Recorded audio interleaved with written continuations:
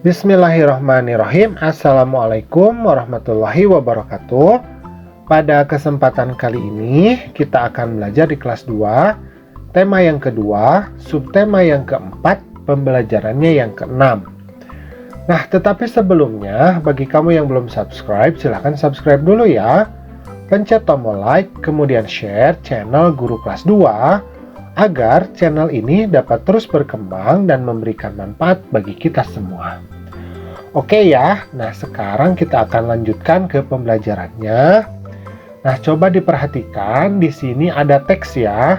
Nah, kakak akan bantu untuk membacakannya. Judulnya adalah Menunggangi Gajah.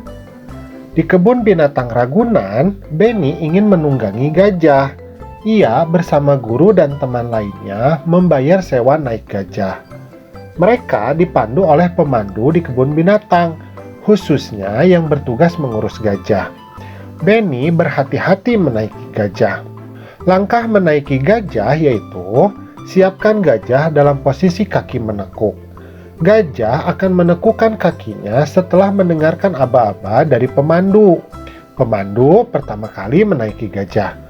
Penumpangnya akan dibantu menaiki gajah oleh pemandu lainnya. Setelah kaki gajah ditekuk, penumpang langsung menaikinya. Gajah akan berdiri setelah diberi aba-aba oleh pemandu. Caranya dengan menepuk kaki pemandu itu sendiri ke badan gajah.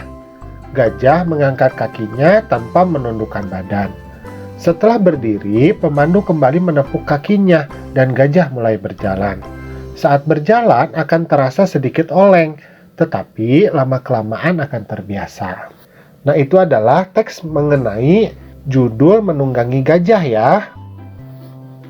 Nah, sekarang coba diperhatikan di sini. Di sini ada beberapa pertanyaan ya. Jadi kita harus mencari makna dari beberapa kata.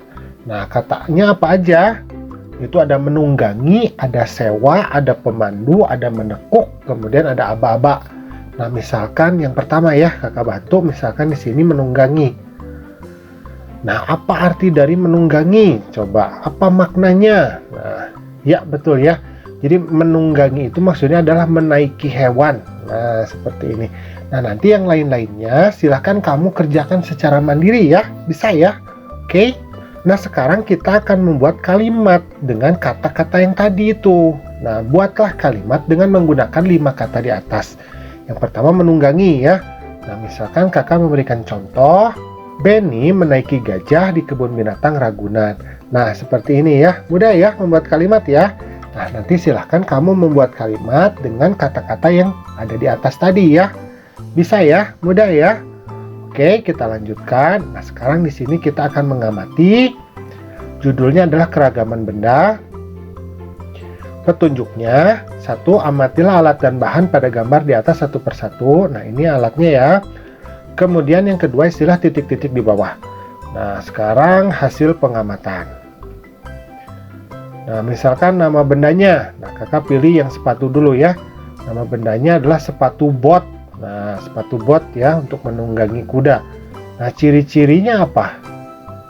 Nah, misalkan ciri-cirinya adalah terbuat dari kulit ya, terbuat dari kulit hewan. Nah, bahannya ya terbuat dari kulit hewan. Nah, kemudian bentuknya apa?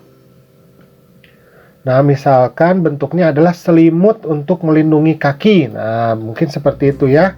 Nah, seperti ini ya contohnya. Nah, nanti yang lain-lain silahkan kamu isi ya, yang nomor 2, nomor 3-nya ya. Bisa ya? Udah ya? Oke, sekarang kita akan lanjutkan. Nah, di sini ada percakapan antara Benny dengan Udin ya. Nah, kata Udin, apa ya manfaat mematuhi aturan naik kuda? Nah, kemudian dijawab oleh Benny. Kata Benny, agar tidak jatuh saat naik kuda.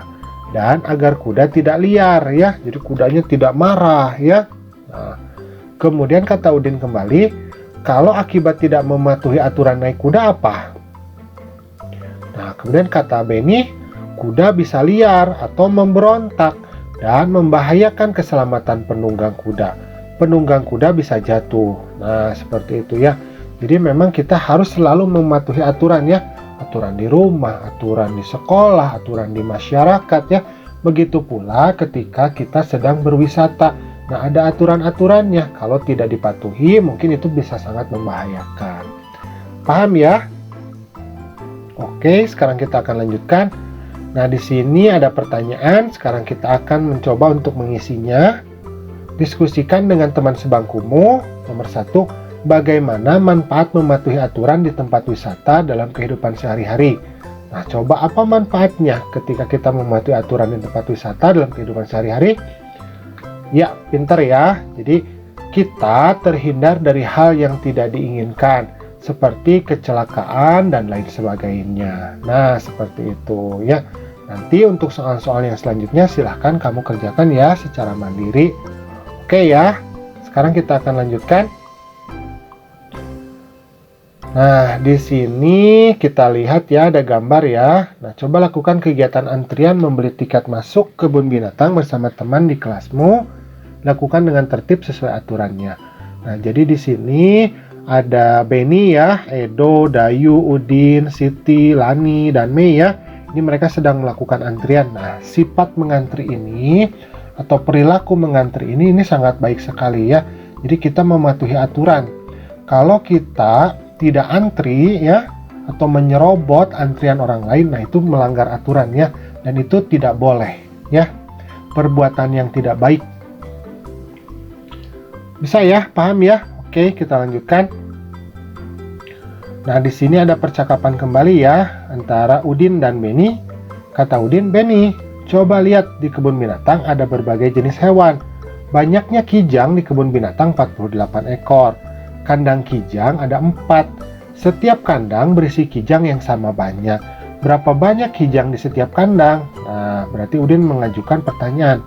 Nah, kemudian kata Benny, karena di sini ada 48 ekor ya, berarti itu artinya adalah 48 dibagi 4. Nah, 4 itu 4 kandangnya. Nah, seperti ini ya. Nah, kemudian langkah yang bisa kita lakukan adalah kita melakukan pembagian secara bersusun ke bawah ya.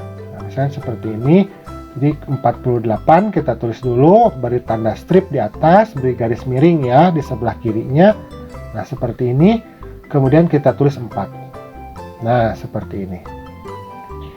Kemudian langkahnya selanjutnya ya, 4-nya ini kita bagi 4, berarti kan hasilnya 1 ya. Nah, kita tulis 1 di atas. 1 dikali 4 kan hasilnya 4. Nah, seperti ini. Kemudian kita kurangi. Nah, 4 dikurangi 4 kan hasilnya kosong ya. Maka 8 itu yang di samping 48 itu ya. Nah, ini turun ke bawah. Nah, seperti ini. Kemudian 8-nya kita bagi 4, maka dia menghasilkan 2 ya. Maka kita tulis 2. Nah, 2 dikali 4 berarti 8 kembali. Beri tanda strip, kemudian beri tanda kurang. Nah, 8 dikurangi 8 berarti hasilnya adalah 0. Maka kesimpulannya adalah 48 dibagi 4 sama dengan 12. Nah, seperti ini. Mudah ya, gampang ya. Sip, kita lanjutkan kembali. Nah, di sini ada pertanyaan matematika lagi. Berikut adalah data banyak hewan yang akan ditempatkan di kandang yang berbeda. Bantulah petugas kebun binatang untuk menghitung banyak hewan untuk beberapa kandang berikut. Misalkan nomor 1, 16 dibagi 8, kemudian dibagi 2 sama dengan berapa? Maka langkah yang pertama adalah kita membagi bilangan yang pertama dulu dengan bilangan yang kedua. Nah, 16 dibagi 8 berarti hasilnya adalah 2 kan? Nah, kemudian 2 ini kita bagi 2, yaitu bilangan yang ketiganya. Maka 2 dibagi 2 berarti hasilnya 1. Mudah ya, gampang ya, sip. Nah, alhamdulillah pembelajaran kita pada kesempatan kali ini sudah selesai. Terima kasih ya sudah mau menyimak. Assalamualaikum.